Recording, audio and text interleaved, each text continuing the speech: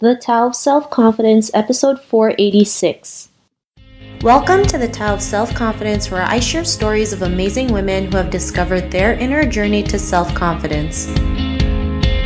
Visit our website at thetaoofselfconfidence.com. Your inner journey to self-confidence awaits. Well, hello friend, welcome to the Tao of Self-Confidence, where I share stories of amazing women who have discovered their inner journey to self-confidence. I'm your host today, Sheena Yap-Chan, and today I have a phenomenal lady on the show today. She is the founder of Madana Yoga and also the co-founder of Soulscape, and I'm just really excited to have her on and share her story with us today on self-confidence. So without further ado, I'm going to introduce you to Theresa Shan. Theresa, how are you today? Maybe you can fill in a little bit more about yourself to our listeners. Hi, Sheena. Yes, thanks so much for having me. So basically, I started Madana Yoga about 4 or 5 years ago. It's an accessory brand here in Singapore because at the time there was not really much other opportunities or other offerings available for yoga accessories like mats, props, and blocks when I first started teaching yoga. So I'm a yoga teacher. I've been teaching for about 8 years now here in Singapore. And when I started the brand, it was really to kind of offer an alternative to the import brands that we had coming from the US or the very low quality products that we had on offer here. For Soulscape, it's an online platform where we share articles, reviews, and interviews about how to live healthier and basically discover what there is out here available in order to stay healthy and keep you active throughout your day. And then through that, we've also developed a festival. We have a once a year what we call the Mindful Movement Festival, where we actually bring everyone together on the beach, and we have a one-day workshops and songs and entertainment, lots of different activities that are happening throughout the day. So that's pretty fun. So those are the two main things that I keep myself busy with. Awesome. Well, thanks for sharing that. And Theresa, what's your cultural background?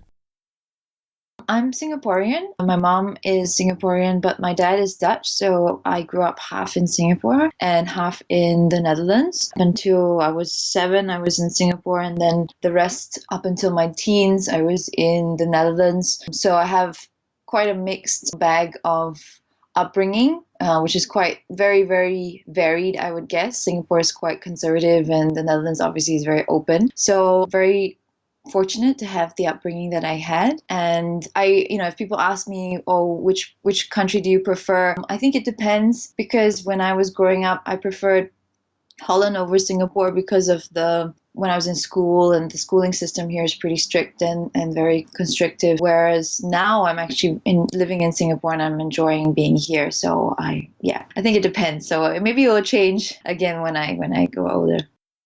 Awesome. Well, thanks for sharing that. And what would be your favorite self-confidence quote?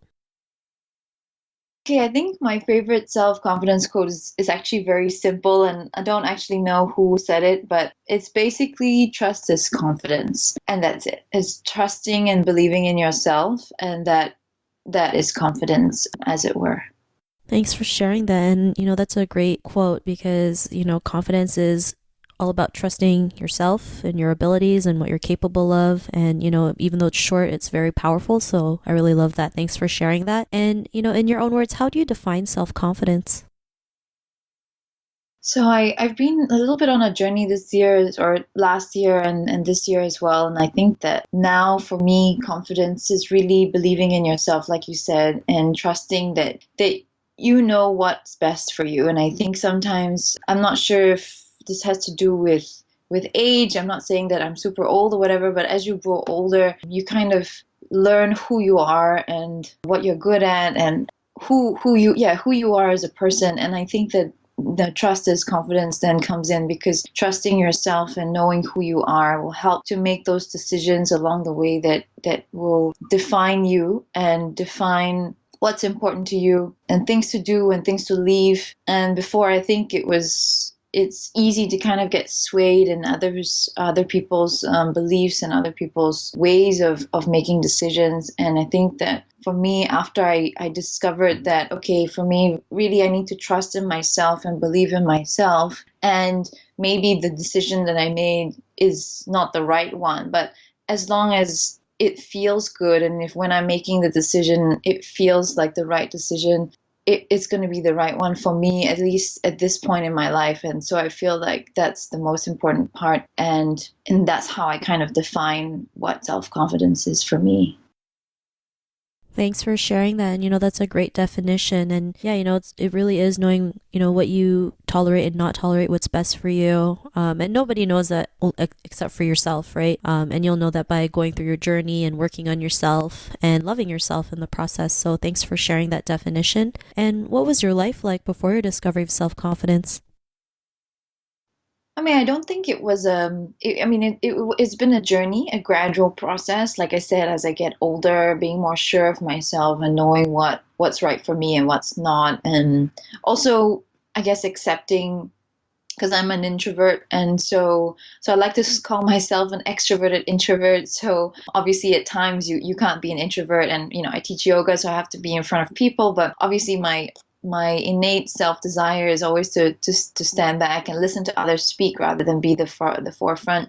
And accepting that and not feeling bad that that's what or who I am, or the nature that what I tend to do, being okay with that. And so through that, also learning the different ways of being more confident, as an introvert, and what things I need to come out of my shell for, and things that I don't need to come out of my shell for, or feel like, okay, I can leave that, and the trust comes in here again as well. And I guess before I discovered that I know myself better than anybody else, I used to, I suppose, change or try to change to the environment, or try to be somebody else, not completely different, but like, in the example of the introvert versus the extrovert, maybe be a little bit more outgoing, and especially in social circles. So I think that's the most significant thing that I can think of right now that was different before. And I guess the problem with that also is that then you make decisions that you think are the right decisions, but for the situation, but they may not be the right decisions for me at the time.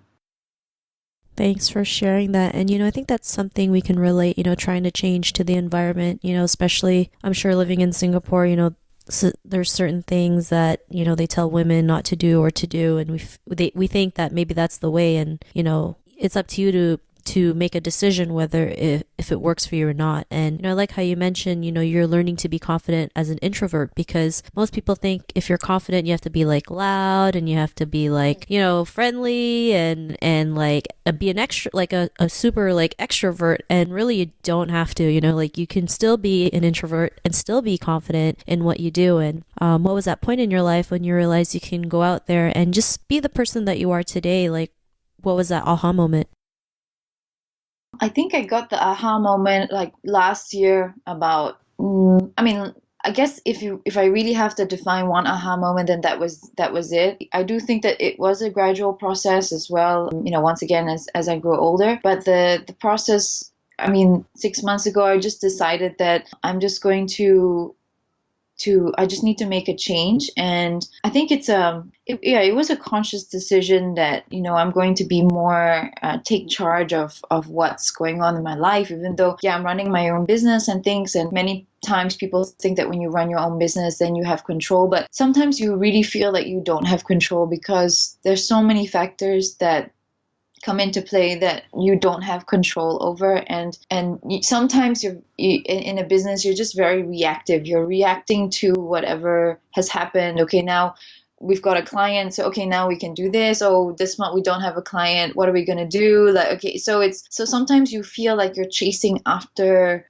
the fact. And so this year, or midway past like 2017, I think my partner and I, we decided that, okay, we're going to start thinking of ourselves more, and the business then comes second, because we always used to put the business first. Like every single decision we made was about business first. And so I think at that point we were like, okay, we need to not forget about ourselves, and make sure that not to forget us and put ourselves first. And so this year for me is about rediscovering myself. And I think the aha moment really for me was that I need to put myself first. And through that, I started listening to some some audios, and I know it sounds very cliche, but it really helps to kind of find your feet again. And there's a few that I really liked, and they were talking a lot about confidence and about trusting yourself. And so I think yeah, so I think that's really I guess 2017 for me was the aha moment that I discovered that I need to not forget about myself, that working on myself and being and trusting who I am, and trusting that, you know, if things don't go exactly the way I want, that maybe it's just the way it was meant to be, and being okay with that. And I think that was the hardest part. And so slowly I'm getting used to that right now. Thanks for sharing that. And, that's a great realization that you have, especially as women, we like to take control of every situation, right? Not realizing there's just some things you can't control. You just got to learn to let it go. The only thing you can control is how you react to it, right? And, like you mentioned, some things don't work out, and sometimes that could be a blessing in disguise, right? Instead of thinking like, oh, I can't believe this happened, it's like, well, I'm glad actually it didn't happen, because then, this would have been the outcome, and I like the outcome that I have now. And so it's great that you were able to realize that. And, because of these changes that you're making, what's your life been like now? So I think I'm just scratching the surface right now. I feel that things are getting much better. I'm much more calm. I'm much more relaxed. I just feel like when I need to make decisions, I just try to listen to my intuition more. I listen to my feelings more. I know it sounds a little bit like wishy-washy, but I think for the past 10 years that I've been working, I've always relied on my intellect or my mind to make decisions for myself, or what I felt made more sense, or what's better. And I think now I've come to a stage where I'm just going to listen to just my intuition, and if it feels good. And for example, if I need to make a decision about something, or if I knowing or thinking of what I need to do next, obviously you have to analyze the options, and you can't just jump into, oh, okay, this feels good or whatever. Like, definitely analyze everything and get all the answers and the pros and the cons together. But I feel still at the end of the day, it's still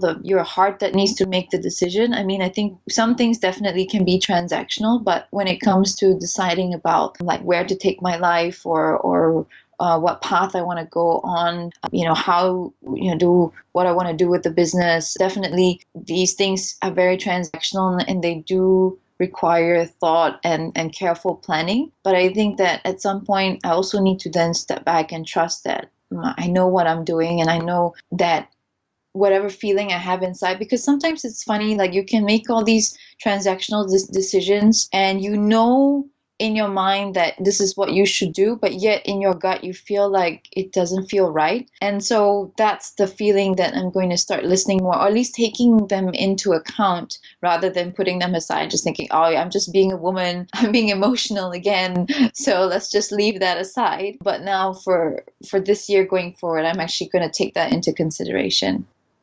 Thanks for sharing that. That's great that you're learning to make decisions based on your intuition and how you feel. And, it actually, our intuition tells us a lot more than we realize. And I think sometimes we take it for granted because we're so used to like analytical thinking and overanalyzing and trying to find a reason for every single thing we do.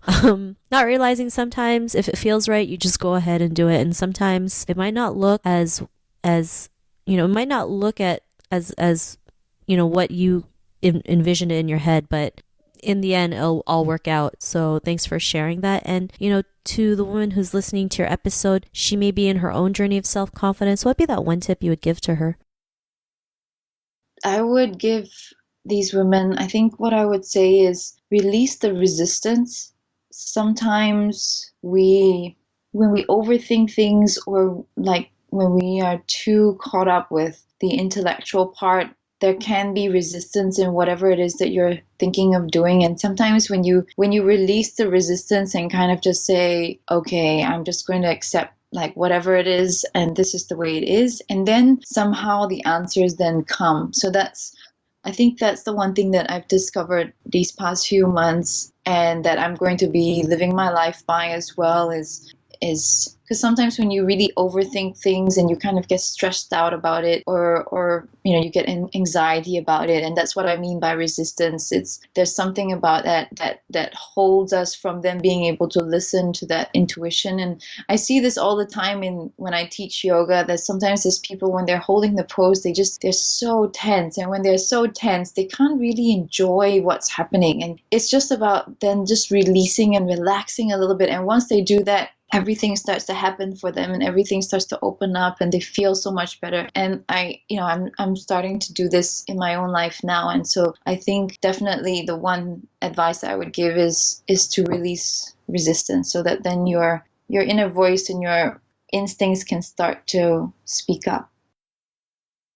Thanks for sharing that tip. And I really love actually that tip that you mentioned, releasing the resistance, because we we love to overthink everything. It sometimes keeps us from taking action, right? We just have that analysis paralysis, and sometimes we just got to go for it and just not think about it, just do it. And whatever outcome happens, just be grateful for it. So thanks for sharing that. And if our listeners wanted to get to know a little bit more about you and what you do, or check out some of your work, check out some accessories for their yoga practices, is there any links or social media profiles we can connect with? Yeah, they can head over to madanayoga.com. Madana is spelled Madana, or Soulscape. Soulscape is on soulscape.asia if you want to read up about how to live healthier. The unique thing about Soulscape is that it's an Asian context. So we talk about using Asian herbs or Asian foods and things like that. So that's the difference to your usual topics on health. And then social, you can find me on Theresa_Shan on Instagram, or on my website, theresashan.com. Thanks for sharing that. And to our listeners, if you want to connect with Theresa, you can also head on over to the taoofselfconfidence.com and search for Theresa's name. Her show notes will pop up along with everything else that we talked about. And I just really want to thank Theresa for taking the time to share her story and tips with us on self-confidence. So thank you so much. Thanks so much, Sheena. Thanks for having me. Not a problem. It's really great having you on the show. And to our listeners, be on the lookout for another new episode of another amazing woman's journey to self-confidence. And we'll talk to you soon. Bye for now. Thank you for tuning in to another amazing episode of the Tao of Self-Confidence. Get your free self-talk tape for building self-confidence by visiting our website at thetaoofselfconfidence.com. Your inner journey to self-confidence awaits.